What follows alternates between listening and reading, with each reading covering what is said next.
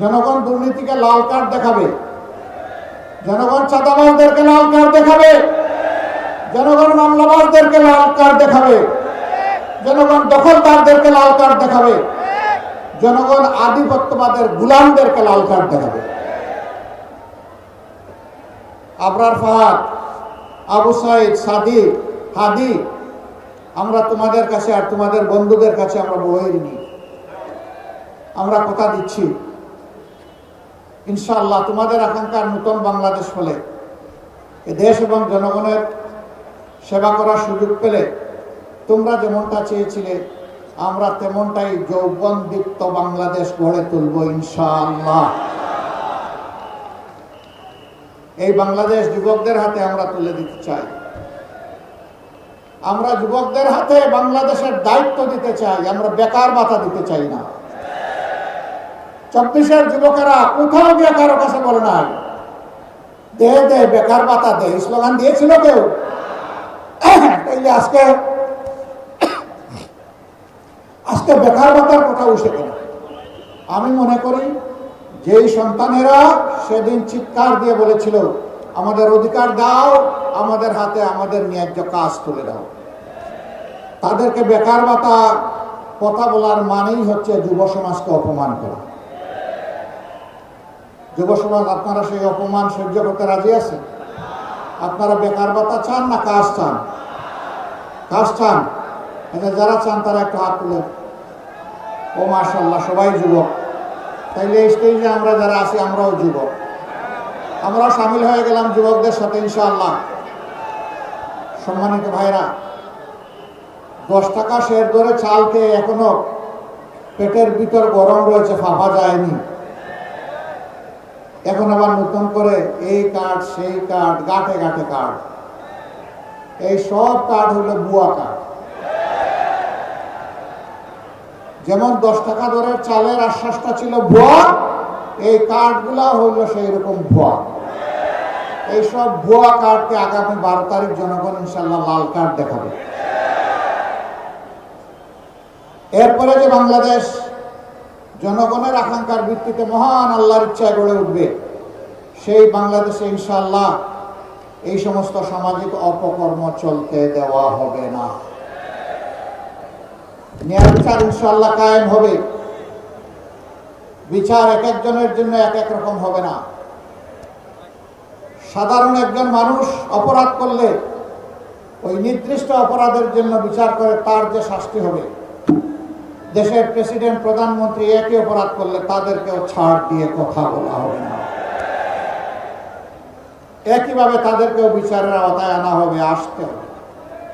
সেই দিনই ন্যায় বিচার কায়েম হবে ইনশাআল্লাহ। অপরাধে কারো কোনো দায় মুক্তি নেই। অপরাধ করেছে, অপরাধীকে শাস্তি পেতে হবে।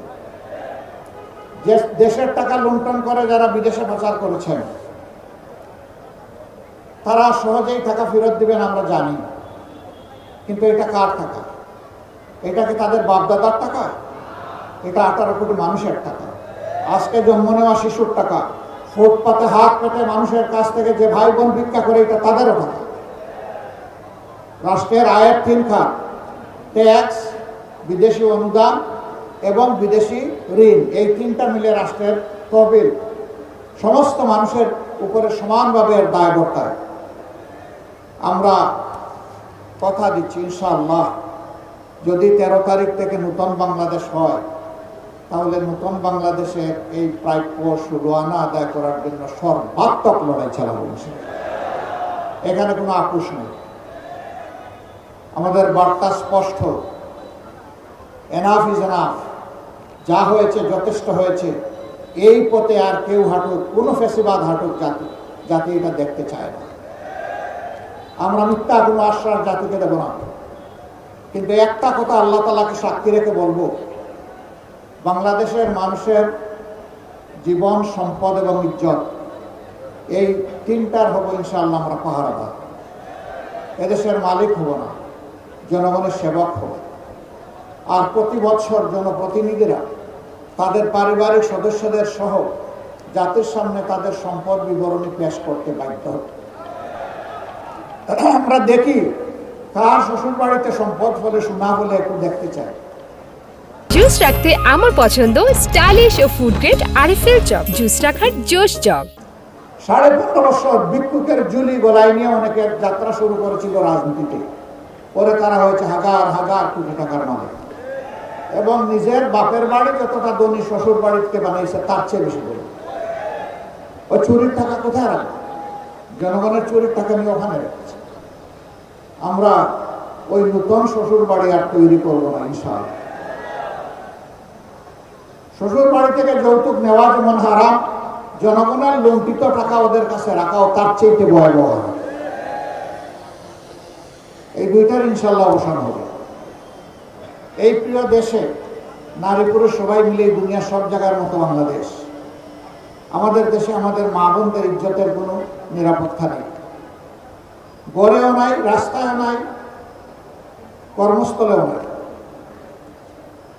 ইনশাআল্লাহ অগ্রাধিকারের ভিত্তিতে এইটাই আগে নিশ্চিত করা হবে।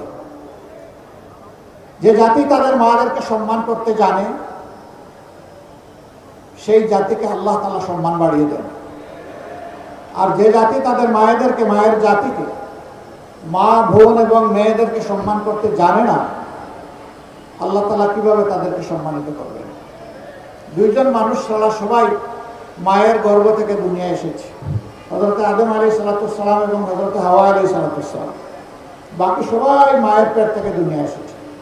হযরত ঈসা ইবনে মারইয়াম আলাইহিস সালামের বাবা ছিলেন না, কিন্তু মা ছিলেন। মায়ের ঋণ শোধ করা কোনো সন্তানের পক্ষে সম্ভব নয়। সেই মাকে একটু সম্মানও দেখাবো না, এর চাইতে বড় জুলুম আর কি হতে পারে? ইনশাআল্লাহ আমরা তাদের সম্মানটুকু এবং নিরাপত্তাটুকু ইনশাআল্লাহ আমরা নিশ্চিত করব। আল্লাহ যেন আমাদেরকে তাওফিক দান করে। যুবক বন্ধুরা, তোমরা তৈরি হয়ে যাও বাংলাদেশের দায়িত্ব গ্রহণ করার জন্য। আজকে যে নাহিদ ইসলামকে এখানে আমরা প্রার্থী করেছি, এই নাহিদ ইসলামরা ইনশাআল্লাহ আগামীতে বাংলাদেশ নামের উড়োজাহাজ যেটা, ওইটার ককপিটে ওদেরকে পাইলট হিসাবে, ক্যাপ্টেন হিসাবে বসাই দিয়েছে। আর আমরা গিয়ে পিছনের সিটে প্যাসেঞ্জার হিসাবে বসবো। আমরা বিশ্বাস করি বাংলাদেশকে সঠিক গন্তব্যে এরা নিয়ে যাবে ইনশাআল্লাহ। বাংলাদেশের উন্নয়ন কেউ ঠেকাতে পারবে না। এদেশের মানুষ মেধাবী এবং পরিশ্রমী। অতীতের নেতৃত্বের মধ্যে সততার অভাব ছিল, তাদের মধ্যে দুর্নীতি থেকে হাতকে মুক্ত রাখার সেই শপথ ছিল না, দেশের প্রতি দায় ছিল না। এই জন্যই বাংলাদেশ আগাতে পারেনি। আমরা আশা করব যুবকরা আমাদেরকে হতাশ করবে না ইনশাআল্লাহ। তারা আমাদেরকে সামনে নিয়ে এগিয়ে যাবে। আজকে একজন যথার্থই বলেছেন, এখানে দুইজন প্রার্থী আছেন, দুইজনকে আপনারা ছিলেন। নাহিদ ইসলামের জন্ম এখানে, বেড়ে ওঠা এখানে।